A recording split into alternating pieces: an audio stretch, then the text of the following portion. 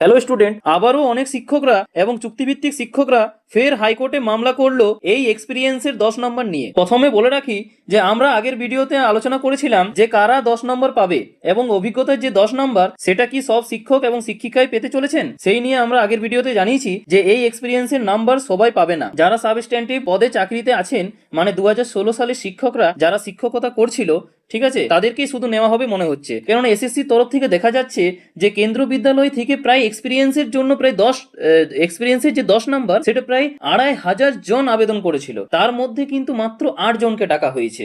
যে তা থেকে আমরা বুঝতে পারছি যে 2016 সালে যারা শিক্ষকতা করেছেন বা তাদেরকে বাতিল করা হয়েছে তাদেরকে কিন্তু নেওয়ার প্ল্যানিং করছে এসএসসি। ঠিক আছে, এবার জেনে নেবো যে তা নিয়ে আজকে সুপ্রিম কোর্টে কি হলো, মানে এই মামলাটা যে হয়েছে সেটা কি নিয়ে সেটা বলে দিই। প্রথম বলে কি যে তা নিয়ে আজকে সুপ্রিম কোর্টের ফের মামলা জারি করলো, ঠিক আছে, এবং কারা এই মামলাটি জারি করলো তা নিয়ে বিস্তারিত এই ভিডিওতে আমরা বলবো তোমাদেরকে।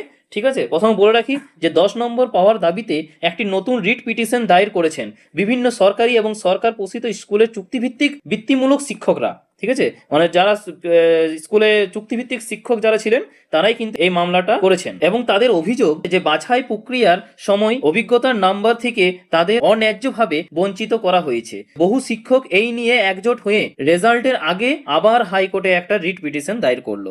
এই মামলার মূল বিষয় হলো যে আবেদনকারীদের শিক্ষকতার অভিজ্ঞতার জন্য নাম্বার থেকে বঞ্চিত করা। ঠিক আছে, এবং আবেদনকারীদের দাবি আছে যে তারা নির্দিষ্ট সরকারি আদেশ জিওএস, ঠিক আছে, অনুযায়ী 2006 সালের 13ই আগস্ট থেকে বিভিন্ন সরকারি এবং সরকার পোষিত স্কুলে চুক্তিভিত্তিক বৃত্তিমূলক শিক্ষক হিসেবে নিযুক্ত হন। তোমরা দেখতেই পাচ্ছ।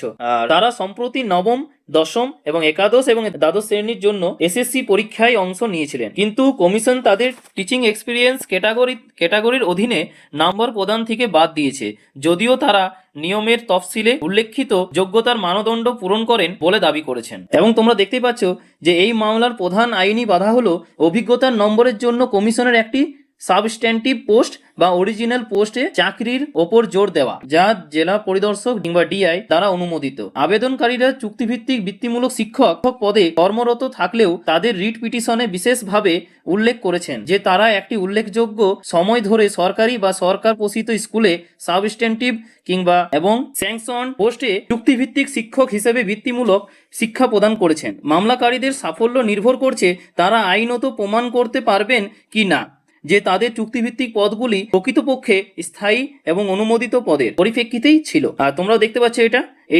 এটা কিন্তু খুব একটা নিউজে উঠে এসেছে এটা। ঠিক আছে, এবং 10ই নভেম্বর 2025 নির্ধারিত শুনানির ফলাফল এই গুরুত্বপূর্ণ আইনি পার্থক্যের উপর আলোকপাত করবে বলে জানিয়েছেন। ঠিক আছে, এটাই হচ্ছে আজকের আপডেট, তোমাদের সামনে তুলে ধরলাম। ঠিক আছে, আর অবশ্যই চ্যানেলে যদি নতুন হয়ে থাকো তাহলে অবশ্যই চ্যানেলটিকে লাইক এবং সাবস্ক্রাইব করে নেবে এবং পরবর্তী গুরুত্বপূর্ণ আপডেটের জন্য। ঠিক আছে, এবং তোমাদের এই নিয়ে কি মতামত তা অবশ্যই কিন্তু কমেন্ট বক্সে জানাবে, আর যদি কোনো প্রশ্ন থাকে তাও কিন্তু কমেন্ট বক্সে জানাবে। থ্যাংক ইউ, পাশে থেকো, সুস্থ থেকো।